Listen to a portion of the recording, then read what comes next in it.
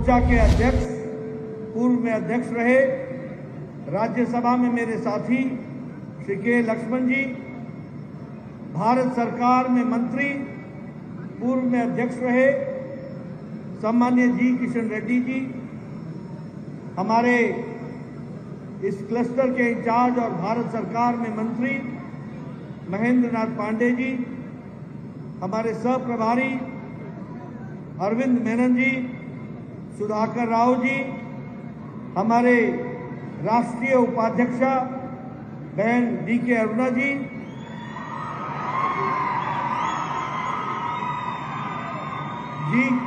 हमारे जितेंद्र रेड्डी जी, विश्वेश्वर रेड्डी जी, हमारे सभी वरिष्ठ साथीगण जो मंच पर विराजमान हैं, सांसदगण, विधायकगण और यहाँ नगर कुर्नूल में एकत्र आए इतनी बड़ी संख्या में देवी और सज्जनों और मेरे युवा साथी, नौजवान साथी और मीडिया के मेरे साथी, प्रिंट मीडिया और इलेक्ट्रॉनिक मीडिया के मेरे साथी, मेरा ये सौभाग्य है कि मुझे आज नगर कुर्नूल में इस जनसभा में, जहां 9 वर्ष मोदी जी के नेतृत्व में सेवा, सुशासन और गरीब कल्याण के लिए काम में जुटे हुए हैं, उसकी चर्चा करने के लिए आया हूं। तो सबसे पहले मैं यहां पर इस शक्तिपीठ मां जोगुलांबा को नमन करते हुए अपनी बात को प्रारंभ करता हूं।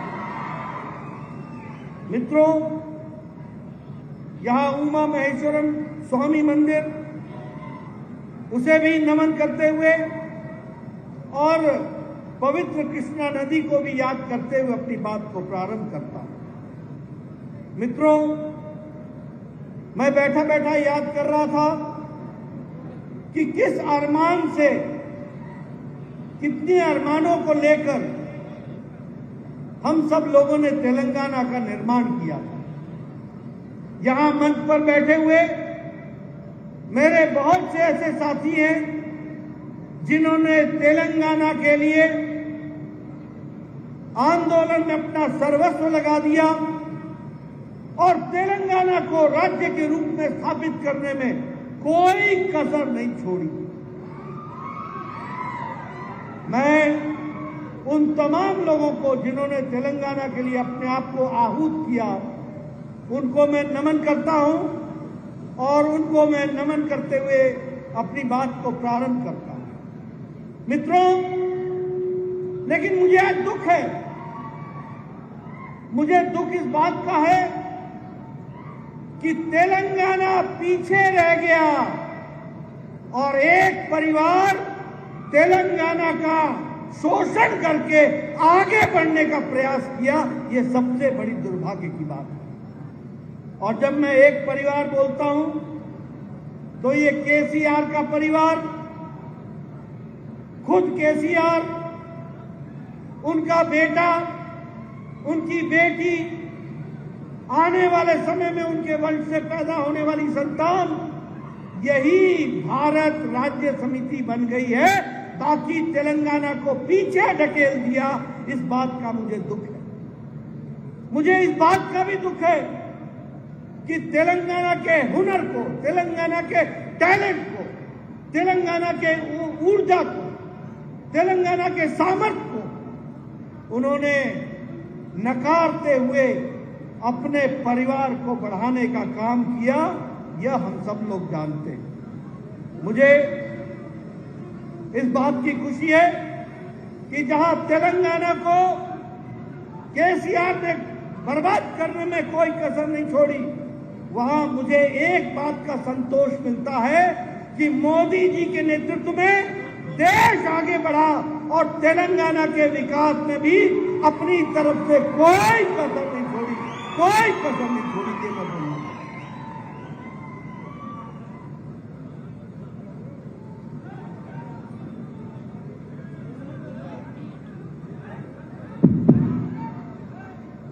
భారీ ఎత్తున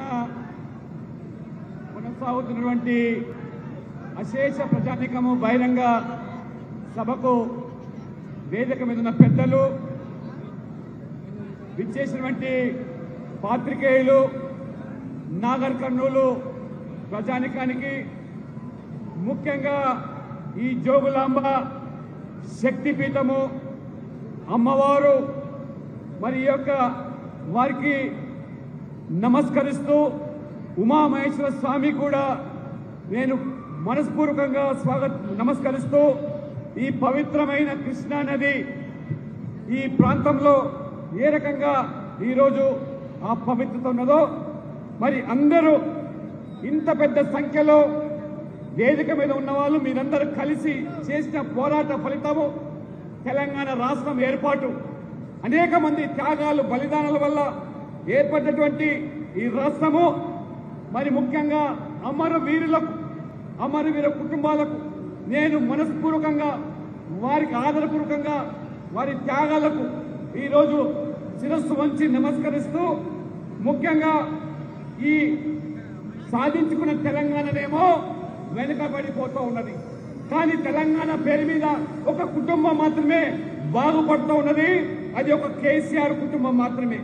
ఇవాళ తెలంగాణ వచ్చింది, తెలంగాణ సామర్థ్యము అనేక మంది పేద ప్రజలు వారికి ఉన్నటువంటి ఈ సామర్థ్యం ద్వారా తెలంగాణను ముందుకు తీసుకుపోవాల్సింది పోయి ఒక కుటుంబం మాత్రమే, కేసీఆర్, కవిత మాత్రమే ఈరోజు బాగుపడుతూ ఉన్నారు. అందుకనే ఇవాళ బీఆర్ఎస్ ముందుకు పోయింది, ఏర్పాటు చేశారు. ఎందుకోసం అంటే ఆ కుటుంబం బాగు కోసమే. ఇవాళ ముఖ్యంగా నరేంద్ర మోడీ గారి నేతృత్వంలో తెలంగాణ అభివృద్ధి కోసం అనేక రకాలుగా భారీ ఎత్తున నిధులు, అభివృద్ధి, పేదల సంక్షేమం కోసం పాటుపడుతూ సేవ, సుపరిపాలన, పేదరిక నిర్మూలన అంకితంతో పనిచేసినటువంటి మోదీ ప్రభుత్వం ఖచ్చితంగా తెలంగాణ అభివృద్ధికి కట్టుబడి ఉందని చెప్పి నేను తెలియజేస్తా ఉన్నాను. मित्रों, जब मैं मोदी जी के नेतृत्व में भारत के 9 साल सेवा, सुशासन और गरीब कल्याण की बात करता हूं, तो गांव, गरीब, वंचित, पीड़ित, शोषित, दलित, हमारे युवा भाई, हमारे किसान भाई, हमारी महिलाएं, बहनें, इनको सशक्तिकरण करने का काम किया तो नरेंद्र मोदी जी की नीतियों ने किया। ये हमको ध्यान में रखना चाहिए। जब हम बात करते हैं प्रधानमंत्री गरीब कल्याण अन्न योजना की, तो 80 करोड़ की जनता को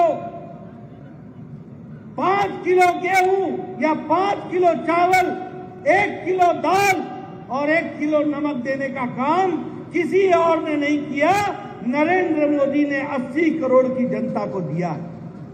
और जब मैं 80 करोड़ की जनता बोलता हूं, तो इसका मतलब यह हुआ कि सारी यूरोप की जनसंख्या से कहीं ज्यादा हमारे गरीब लोगों को मोदी जी 5 किलो गेहूं या 5 किलो चावल दे रहे हैं। और आपको जानकर खुशी होगी कि भारत की गरीबी 22% से घट करके 10% से कम हो गई है। From 22% it has been reduced to 10%, less than 10%. और अति गरीबी, एक्सट्रीम पॉवर्टी 1% से भी कम हो गई है। ये भारत की बदलती तस्वीर हमको देखने को मिलती है। प्रधानमंत्री आवास योजना, 4 करोड़ घर बने, 4 करोड़, और 4 करोड़ का मतलब होता है कि जिसमें 15 करोड़ लोगों को शेल्टर मिला, और 15 करोड़ लोगों को अगर राहत मिली है तो यह ऑस्ट्रेलिया की पॉपुलेशन का 6 गुना है, 6 टाइम्स ऑफ ऑस्ट्रेलियन पॉपुलेशन। लेकिन मुझे दुख होता है कि इसमें भी प्रधानमंत्री आवास योजना में केसीआर जी का घपला हुआ है, घोटाला हुआ है। बोलिए, घोटाला हुआ कि नहीं हुआ? हुआ कि नहीं हुआ? घोटाले वाले लोगों को जेल में जाना है कि नहीं? जाना है कि नहीं? उनको भेजना है तो कमल खिलाना होगा। ये भी आपको याद रखना होगा, ये भी आपको समझना होगा। मित्रों, प्रधानमंत्री स्वच्छता अभियान, इज्जत घर, टॉयलेट, क्या संख्या थी? 11 करोड़। और 11 करोड़ में 31 लाख टॉयलेट्स हमारे तेलंगाना में बने, 31 लाख। और 31 लाख का मतलब है कि आज मोदी जी ने भारत को 100% ODF कर दिया, ओपन डेफिकेशन फ्री कर दिया। अब कोई बाहर खेत में नहीं जाता है, सबको यानी 11 करोड़ महिलाओं को और आपके यहाँ 31 लाख महिलाओं को इज्जत से जीने का अधिकार दिया, तो नरेंद्र मोदी जी ने दिया। ये भी हमको ध्यान में रखना चाहिए। मित्रों, उज्ज्वला योजना, उजाला योजना, इन सब ने जहां गैस पहुंचाई, वही प्रधानमंत्री आयुष्मान योजना, 50 करोड़ पीपल, 50 करोड़ का मतलब होता है कि साउथ अमेरिका की आबादी से ज्यादा, more than south America population, 50 crore को 5 लाख रुपए का हेल्थ कवर देने का काम आदरणीय नरेंद्र मोदी जी ने किया। और इस तरीके से गरीब को, महिलाओं को, वंचित को, किसान को, उनको अगर किसी ने रास्ता दिया। अब किसान सम्मान निधि में 11 करोड़ 78 लाख 11 करोड़ 78 लाख लोगों को किसान सम्मान निधि हर चौथे महीने 2000 रुपए दे रहे हैं। और उसमें भी हमारे 38 लाख 50 हजार तेलंगाना के किसान हैं। 38 लाख 550,000 आज तेलंगाना किसान जिनको प्रधानमंत्री किसान सम्मान निधि मिल रही है। इसलिए मित्रों, गांव, गरीब, वंचित, पीड़ित, शोषित, दलित, इनको ताकत देने का काम किया है तो नरेंद्र मोदी जी ने किया। ये हमको ध्यान रखना चाहिए। మిత్రులారా, నరేంద్ర మోడీ ప్రభుత్వము ఇది పూర్తిగా కేవలం పేదలకు అంకితమైన ప్రభుత్వం. బడుగు బలహీన వర్గాలు, దళితులు, మహిళలు, రైతులు, యువకుల కోసం పాటుపడేటువంటి ప్రభుత్వము. ఒక అంకిత భావంతో పేదరిక నిర్మూలన కోసం, వాళ్ళ యొక్క జీవితాల్లో వెలుగు నింపడానికి అహోరాత్రులు కష్టపడుతున్నటువంటి మహానుభావుడు ఇది నరేంద్ర మోదీ గారు. దాదాపు ఇవాళ దేశవ్యాప్తంగా 80 కోట్ల మందికి ఏ పేదవాడు కూడా కడుపు ఆకలితో వస్తువులు ఉండకూడదని చెప్పి, 2 పూటల తిండి పెట్టాలని చెప్పి 5 కిలోల బియ్యాన్ని ఇవాళ పంపిణీ చేస్తున్నటువంటి ఈ పథకము ప్రపంచంలో ఎక్కడ లేదు. అది మన భారతదేశంలోనే మోదీ గారి నాయకత్వంలోనే ఈ ఉన్నదంటే దాదాపు 80 కోట్ల మంది యూరోప్ దేశం కంటే ఎక్కువ జనాభా ఉన్నటువంటి వాళ్లకు ఇవాళ ఈ యొక్క ఉచిత బియ్యం పథకాన్ని పంపిణీ చేస్తున్నారు. అదే రకంగా ఈ దేశంలో మోదీ గారు ప్రధానమంత్రి కాకముందు పేదరికం 22% ఉంటే, మోదీ గారి యొక్క ముందు చూపుతో పేదలకు వారు చేసేటువంటి అనేక పథకాల ద్వారా ఇవాళ పేదరికాన్ని 10% వరకు వాళ్ళు తగ్గించడం జరిగింది. అత్యంత పేదరికం ఏదైతే ఈ దేశంలో దాదాపు 1% కుదించబడ్డదంటే మోదీ గారు పేదల పట్ల అంకిత భావంతో అనేకమైనటువంటి పథకాలు ప్రవేశపెట్టి ఏ రకంగా ఆదుకుంటున్నాడో ఇవాళ మనం చూస్తున్నాం. పేదవాడికి సొంతింటి కళ సాకారం చేయడానికి నరేంద్ర మోడీ ఈ 9 సంవత్సరాల్లో 4 కోట్ల మందికి పక్కా ఇల్లు కట్టిస్తే, తెలంగాణ రాష్ట్రానికి 2,50,000 ఇల్లు మంజూరు చేస్తే, ఈ కేసీఆర్ గారు డబుల్ బెడ్రూమ్ పేరు మీద పేదలను వంచి మోసం చేసి ఏ రకంగా అవినీతికి పాల్పడుతున్నారో ఇవాళ మీరు చూస్తా ఉన్నారు. తెలంగాణలో ఇవాళ ప్రధానమంత్రి ఆవాస్ యోజన అంటే దాదాపు 4 కోట్ల మంది అంటే 6 ఇంతలు ఆస్ట్రేలియా దేశానికంటే మరి 6 ఇంతలు ఎక్కువ ఇల్లు కట్టించిన మహానుభావుడు. ఒక దేశానికి మించి 6 దేశాలు నిర్మించిన స్థాయికి ఇవాళ పేదలకు ఇల్లు కట్టించాడు. అదే రకంగా ఇవాళ ముఖ్యంగా మరి పేదరికం నిర్మూలన కోసం పాటుపడుతున్నటువంటి ఈ యొక్క మోదీ ప్రభుత్వం పట్ల తెలంగాణ ప్రజలు కూడా గమనిస్తున్నారు. ఖచ్చితంగా అంధకారంలో నెచ్చినటువంటి ఈ తెలంగాణలో కమలం వికసిస్తే గాని పేదల బతుకులు బాగుపడవని చెప్పి వాళ్ళ మోదీ గారు భావిస్తున్నారు. ముఖ్యంగా మహిళల యొక్క ఆత్మగౌరవంతో కూడినటువంటి ఈ యొక్క టాయిలెట్లు, బాత్రూంలు ఈ రకంగా మోదీ గారు మొదటగా ఈ యొక్క దేశంలో మహిళల యొక్క వారికి టాయిలెట్ నిర్మాణం మొదలు పెడితే 11 కోట్ల మందికి ఈ 9 సంవత్సరాల్లో ప్రతి పల్లెకు, ప్రతి ఇంటికి పేదవాడికి మహిళలివి టాయిలెట్లు మరుగుదొడ్లు కాదు, ఆత్మ గౌరవ నిలయాలుగా, ఇజ్జత్ గర్లుగా భావిస్తా ఉన్నారు. 11 కోట్లు దేశంలో నిర్మిస్తే 21 లక్షల టాయిలెట్లు తెలంగాణలో నిర్మించి 100% తెలంగాణలో ఏ పల్లెలో ఏ వాడలో మరుగుదొడ్లు లేకుండా ఇవాళ మహిళలకు ఆపద్బాంధుగా నరేంద్ర మోడీ గారు. ఉజ్వల గ్యాస్ వంటింట్లో మహిళలు పట్టుకుని పేదవాళ్ళు కష్టాలు చూశాడు నరేంద్ర మోడీ.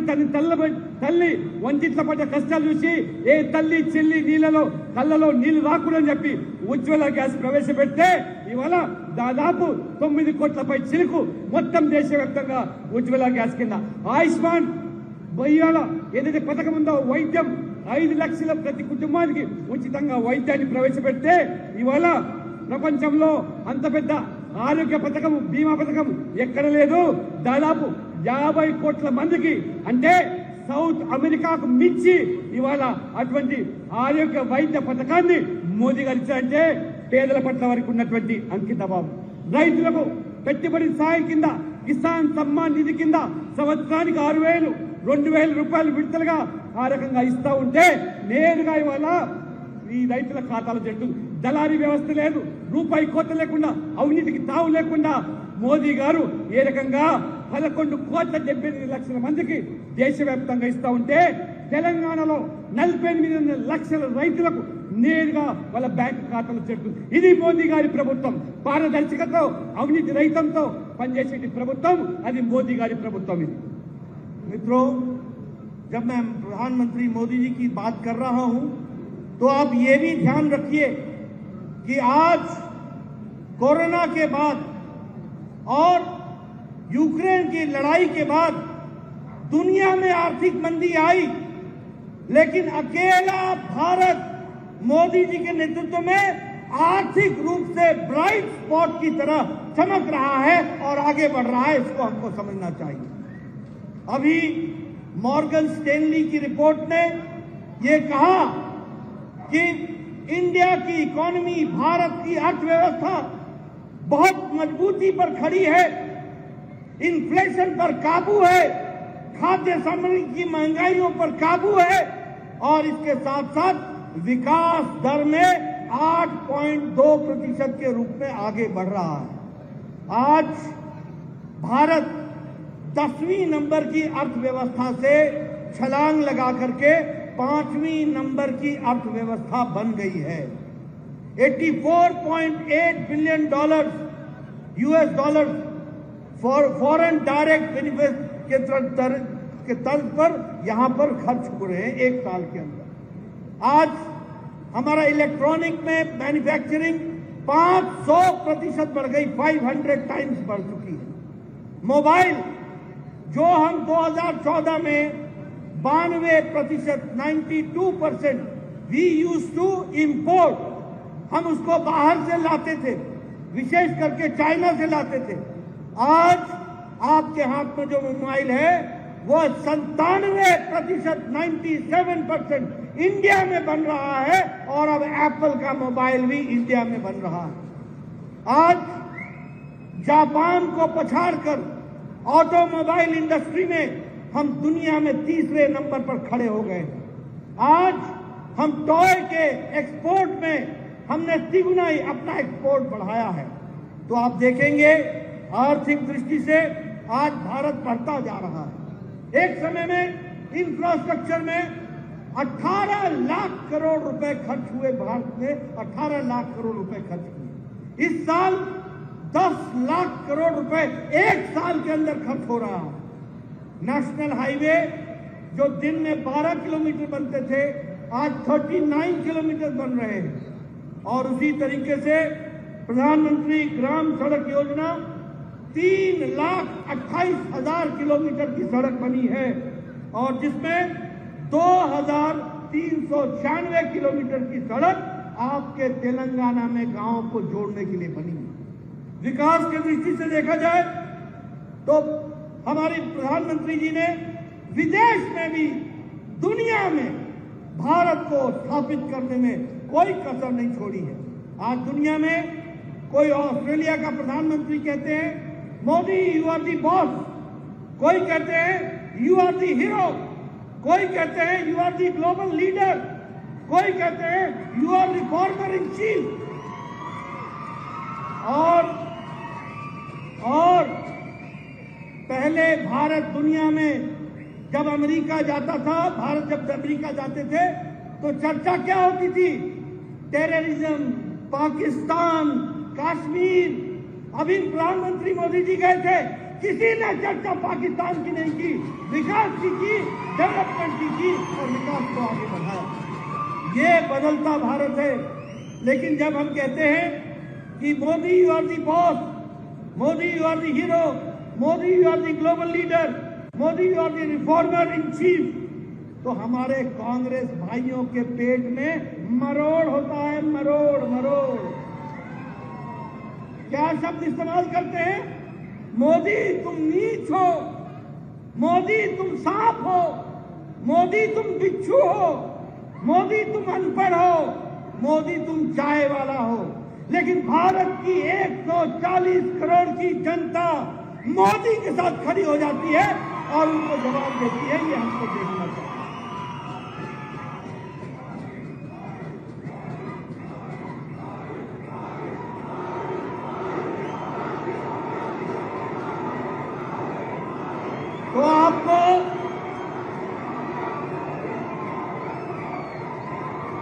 तो आपको समझना चाहिए, अभी अभी आज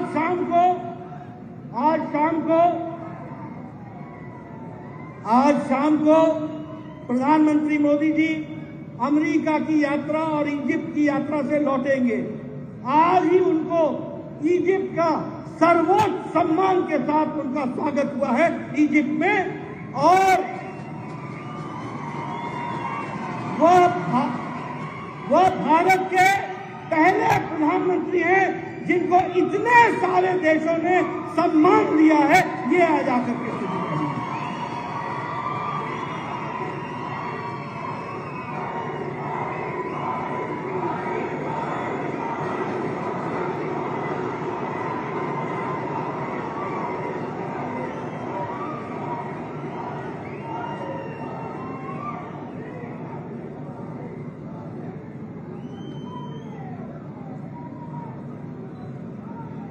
మిత్రులారా, ప్రపంచమంతా కూడా గత 2 సంవత్సరాల కాలంలో కరోనా కష్టకాలం, మరోవైపు యుక్రెయిన్ రష్యా యుద్ధం, ఇంత పరిస్థితిలో కూడా గడ్డు కాలంలో కూడా నరేంద్ర మోడీ గారి యొక్క ముందు చూపుతోని భారత ఆర్థిక వ్యవస్థను ఏ రకంగా పటిష్టంగా పెట్టాడు. వారు ఒక విజనరీ లీడర్ కాబట్టి ఏ రకంగా ఇన్ఫ్రాస్ట్రక్చర్ మీద పెట్టుబడి పెట్టి ఇవాళ ప్రపంచంలోనే ఆర్థికంగా 10వ స్థానంలో ఉన్నటువంటి భారతదేశాన్ని 5వ స్థానానికి తీసుకొచ్చినటువంటి ఆ ఖ్యాతి ఘనత అది నరేంద్ర మోడీకి దక్కుతున్నది. ఇవాళ ఆర్థిక పరిస్థితి, ఇవాళ పొరుగు దేశాలు, ప్రపంచ దేశాలు అల్లాడిపోతూ ఉన్నాయి. కానీ ఇవాళ ఆర్థికంగా పటిష్టంగా ఉన్నాం, స్థిరంగా ఉన్నాం. మార్గన్ స్టాన్లీ ఆయన నివేదిక చెప్తాడు, ఇవాళ అభివృద్ధి ఈ భారతదేశంలో వేగంగా ముందుకు పోతా ఉన్నది, ద్రవ్యోల్బణం తగ్గిపోతా ఉన్నది, అభివృద్ధి రేటు పెరిగిపోతా ఉన్నది. దాదాపు ఒక్క సంవత్సరంలోనే $84,000 ఖర్చు పెడితే ఇవాళ ఒక్కసారి మోదీ పరిపాలన చూస్తే 92% మొబైల్ ఫోన్స్ మోదీ పూర్వము మనము దిగుమతి చేసుకునే వాళ్ళం. 92% మనం కొనే ప్రతి ఫోను చైనా నుంచి వచ్చేది. కానీ ఇవాళ మోదీ గారి నేతృత్వంలో 97% ప్రతి మొబైల్ ఫోన్ భారతదేశంలో ఉత్పత్తి అవుతా ఉన్నది. మనం వాడే టెలిఫోన్లన్నీ కూడా ఈ భారతదేశంలో మనం తయారు చేస్తాం. ఇది మోదీ గారి యొక్క ఘనత. ఇవాళ ఆ రకంగా చూస్తే ఆటోమొబైల్ ఇవాళ ఎగుమతి ఆటోమొబైల్ మ్యానుఫ్యాక్చరింగ్ లో 3rd ప్లేస్ లో ఉన్నాం. బొగ్గు ఎక్స్పోర్ట్ లో ముందుగా ఉన్నాం. ఒకసారి మనం చూస్తే భారతీయులుగా గర్వపడుతున్నాం. మోదీ గారు విదేశాలకు వెళ్తే, యుఎస్ వెళ్తే ఏ రకంగా ఆ ప్రపంచ దేశాల అధినేతలు మోదీ గారిని ఈజ్ మై బాస్ అని వివరిస్తున్నారు, మై హీరో అంటున్నారు, మా గ్లోబల్ లీడర్ అంటున్నారు, పాదాభివందనం చేస్తున్నారు. ఇది మోదీ గారు ప్రపంచమంతా కూడా కొనియాడుతూ ఉంటే, మోదీ గారి పట్ల ఆదరణ పెరుగుతూ ఉంటే, ఈ రోజు మోదీ గారు వెళ్తే ఏ రకంగా బ్రహ్మరథం పడుతున్నారు. కానీ మన ప్రత్యర్థులు కాంగ్రెస్ పార్టీ నాయకులు జీర్ణించుకోలేకపోతున్నారు, మోదీ గారిని ఎదిరించలేకపోతున్నారు. మోదీ గారి అభివృద్ధి, పేదల సంక్షేమం పట్ల వాళ్ళు విమర్శలు చేయలేకపోతారు. వారు విమర్శలు చేస్తుంది ఏమిటంటే మోదీ గారిని ఏ రకంగా ఆయన కులం పేరు మీద, ఆ రకంగా నీచ్ అంటూ ఉన్నారు, దొంగ అంటున్నారు, సాయివాడు అంటున్నాడు. ఈ పేదవాడు దేశానికి ప్రధానమంత్రి ఎట్లయితాడు, సాయనుకునేవాడని చెప్పి ఈ రకంగా అక్కస్సుతో రాహుల్ గాంధీ వీరందరూ కూడా వారు మాట్లాడుతున్నారు. మోదీ గారు ఏ రకంగా విషయాన్ని మింగినట్టుగా ఈ విమర్శలు మింగుతూ ఈ దేశ ప్రజల ప్రయోజనాల కోసం ఎంత దానికైనా సిద్ధం, కానీ నేను రాజీ పడను, ఈ దేశాన్ని ముందుకు తీసుకుపోతానని చెప్పి వారు చెప్తున్నారు. మరి మోదీ గారు మొన్న అమెరికా, ఈజిప్ట్ పర్యటించి ఇవాళ సాయంత్రం భారతదేశానికి వస్తా ఉన్నాడు. ఒక్కసారి ఈజిప్టులో కొన్ని దశాబ్దాల తర్వాత మొదటి ప్రధానమంత్రి నరేంద్ర మోదీ గారు ఈజిప్ట్కి వెళ్తే బ్రహ్మాండమైనటువంటి స్వాగతం పలికారు. ఇవాళ మొదటి భారతదేశ ప్రధానమంత్రి ఆ రకంగా బ్రహ్మాండమైన స్వాగతం కాకుండా మొత్తం ఈజిప్ట్ అంతా కూడా వారికి మోకరిందంటే ఒక్కసారి మోదీ గారు ప్రపంచ నేతగా ఎదుగుతా ఉంటే भारतीय मैं गर्वपड़ता हूं। मित्रों, मोदी जी ने देश के लिए तो किया ही किया, लेकिन तेलंगाना को भी विकास की दृष्टि से विकास में कोई कसर नहीं छोड़ी और विकास को आगे बढ़ाया है। मैं बताना चाहता हूं कि पिछले समय में मोदी जी आए थे और उन्होंने 11,300 करोड़ रुपए के प्रोजेक्ट का शिलान्यास भी किया और कई प्रोजेक्ट का उद्घाटन भी किया। आपको जानकर खुशी होगी कि अब बीबी नगर में all India institute of medical sciences 1,350 crore रुपए का 1,350 करोड़ रुपीस का उसका काम बनने का शुरू हो गया। उन्होंने सिकंदराबाद के रेलवे स्टेशन के रीडेवलपमेंट के लिए 720 करोड़ रुपए दिए हैं। उसी तरीके से 13 मल्टी मॉडल ट्रांसपोर्ट सिस्टम, उसके लिए हैदराबाद और सिकंदराबाद ट्विन सिटी के लिए उसको भी उन्होंने फ्लैग ऑफ किया। उसी तरीके से तेलंगाना में पूरी रेलवे लाइन डबलिंग कर दी गई है, इलेक्ट्रीफाइड कर दी गई है, डबल भी कर दिया और इलेक्ट्रीफाइड भी कर दिया, ये भी हो गया है। वंदे भारत ट्रेन ये सिकंदराबाद से तिरुपति ये चल रही है, इसको भी सैंक्शन किया तो मोदी जी ने किया। उसी तरीके से तेलंगाना में 5,000 किलोमीटर के नेशनल हाईवे बने, 5,000 किलोमीटर। मतलब आप लद्दाख से तेलंगाना और तेलंगाना से लद्दाख, इतनी लंबी सड़क नेशनल हाईवे तेलंगाना को दी है, ये भी हमको ध्यान रखना है।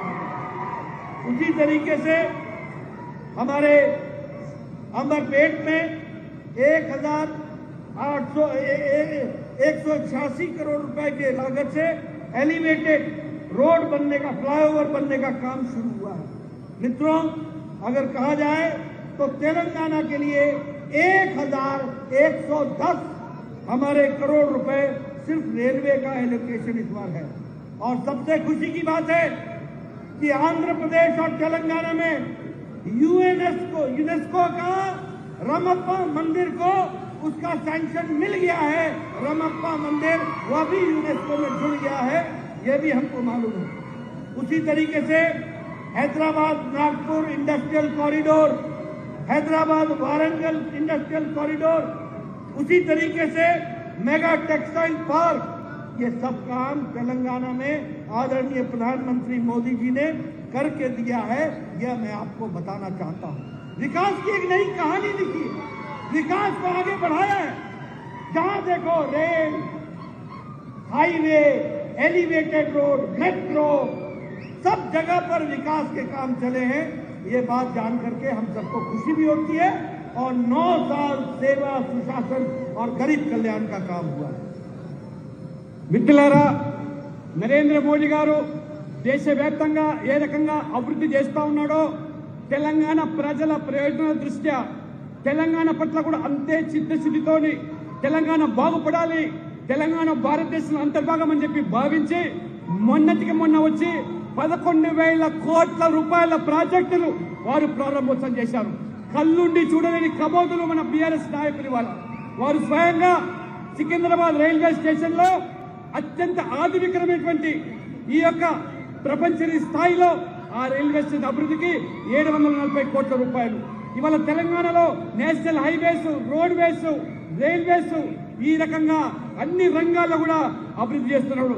ఎంఎంటీఎస్ హైదరాబాద్ సికింద్రాబాద్ కానివ్వండి, లేదా ఇవాళ గతంలో ఏ ప్రభుత్వాలు ఇవ్వనటువంటి నిధులు ఈ యొక్క తెలంగాణ కోసం గతంలో ఉమ్మడి రాష్ట్రంలో మరి ఆ యొక్క రైల్వే ప్రాజెక్టుల కింద కేవలం 880 కోట్లు ఇస్తే ఒక్క తెలంగాణకే మోదీ ప్రభుత్వం రైల్వే ప్రాజెక్ట్స్ 4410 కోట్ల రూపాయలు ఈ రోజు రైల్వే కోసం మరలిస్తాను. 2 వందే భారత్ ఎక్స్ప్రెస్లు తెలంగాణ రాష్ట్రానికి 2 వందే భారత్ ఎక్స్ప్రెస్లు సికింద్రాబాద్ నుంచి తిరుపతి, సికింద్రాబాద్ నుంచి ఈ రకంగా విశాఖపట్నం. అంతేకాకుండా ఇవాళ ముఖ్యంగా నేషనల్ హైవేస్ అంటే ఈ 2014 పూర్వము స్వాతంత్రం వచ్చిన తర్వాత తెలంగాణలో 2500 కిలోమీటర్ల నేషనల్ హైవేస్ ఉంటే ఈ 9 సంవత్సరాల్లోనే మోదీ ప్రభుత్వం అదనంగా 2500 కిలోమీటర్ల రోడ్ వేసి 5000 కిలోమీటర్లు ఇవాళ నేషనల్ హైవేస్ అంటే లద్దాఖ్ నుంచి తెలంగాణ వరకు, తెలంగాణ నుంచి లద్దాఖ్ వరకు ఎంత రోడ్డు అవుతుందో ఆ రోడ్డు మీరు 60 సంవత్సరాలు ఇచ్చిన రోడ్లు మోదీ గారు 9 సంవత్సరాలనే తెలంగాణకి ఇచ్చాడు. ఇవాళ ఆ రకంగా నరేంద్ర మోదీ గారు ఇవాళ హైదరాబాద్ నల్గొండకు ఇండస్ట్రియల్ కారిడారు, హైదరాబాద్ వరంగల్ కు ఇండస్ట్రియల్ కారిడారు, మెగా టెక్స్టైల్స్ దేశం మొత్తం మీద కూడా 7 మెగా టెక్స్టైల్స్ పార్కులు వారు ఆమోదం చెప్తే ఒకటి తెలంగాణ ప్రజల కోసం, తెలంగాణ వెనుకబడ్డ చేనేత కార్మికుల కోసం ఇవాళ మోదీ గారు ఇచ్చారు. అంతేకాకుండా ఇవాళ ఆంధ్రప్రదేశ్ తెలంగాణ రాష్ట్రానికి మన గొప్పగా చెప్పుకునే తెలంగాణలో వరంగల్లో నుండి రామప్ప దేవాలయానికి యునెస్కో ద్వారా ఇవాళ గుర్తింపు వచ్చిందంటే అది మోదీ ప్రభుత్వం యొక్క చొరవని విషయాన్ని ఈ తెలంగాణ ఈ పాలకులు మర్చిపోతున్నారు. తెలంగాణకు మోదీ ప్రభుత్వం కట్టుబడి ఉన్నది. ఒక్కసారి మీరందరూ కూడా తెలంగాణలో మోదీ యొక్క పాలన 9 సంవత్సరాలుగా ఏ రకంగా కొనసాగిందో గమనించాల్సిన నేను కోరుతా ఉన్నాను. मित्रों, कल पटना में ये महागठबंधन की रैली हुई, मुलाकात हुई, गले से गले मिलकर के बैठे। मित्रों, ये फोटो सेशन था, फोटो सेशन। एक तरफ मोदी जी ने विकास को आगे बढ़ाया और वंशवाद को समाप्त किया, एक तरफ मोदी जी ने विकासवाद को बढ़ाया और वोट पॉलिटिक्स को समाप्त किया, एक तरफ मोदी जी ने तुष्टीकरण को समाप्त किया और विकासवाद को आगे बढ़ाया। सबका साथ, सबका विकास, सबका विश्वास, सबका प्रयास। मित्रों, मेरी पूरी बात सुन लो। मित्रों, ये परिवारवाद, ये कल वहां कौन इकट्ठा हुआ था? RJD, Samajwadi party, TMC, Uddhav Thackeray, ये सब लोग, मित्रों, ये सब लोग परिवार बचाने के लिए लगे हैं। परिवार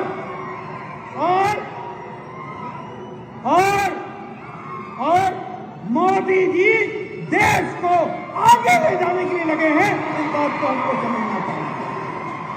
इसलिए मैं साफ कहना चाहता हूं कि अगर तुमको परिवार बचाना है, लालू का परिवार, तो आरजेडी को वोट दो। अगर तुमको बचाना है गांधी परिवार, तो कांग्रेस को वोट दो। कांग्रेस किसकी है? मां, बेटा, बेटी, बाकी सब छुट्टी, सबकी छुट्टी। अगर तुमको शिवसेना उद्धव ठाकरे बचाना है तो फिर वोट शिवसेना उद्धव ठाकरे को दो।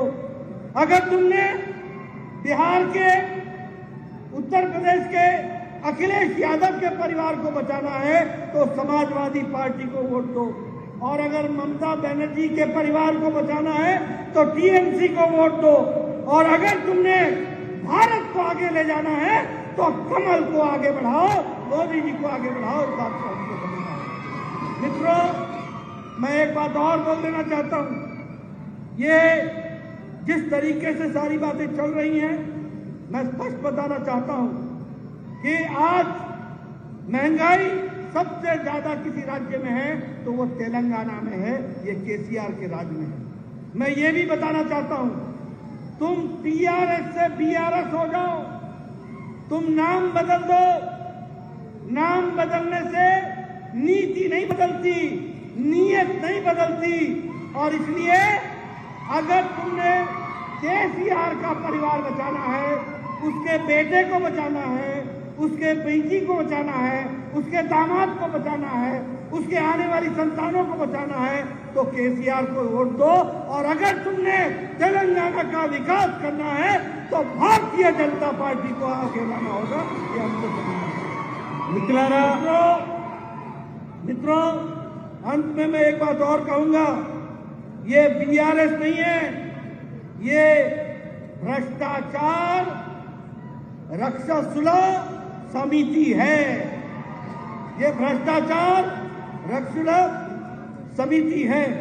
और मैं ये भी आपको बोलना चाहूंगा, किसानों की क्या हालत हो गई आपको मालूम है ना। धरानी पोर्टल, ये धरानी पोर्टल है ना,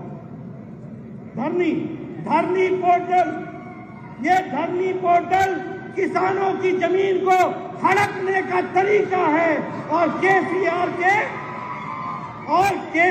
के कार्यकर्ता और नेताओं का जेब भरने का तरीका है, इसको समझ लेना। और बीजेपी आएगी तो ये पोर्टल बंद हो जाएगा और बीआरएस का पोर्टल भी बंद कर देंगे, ये भी आप ध्यान में रखें।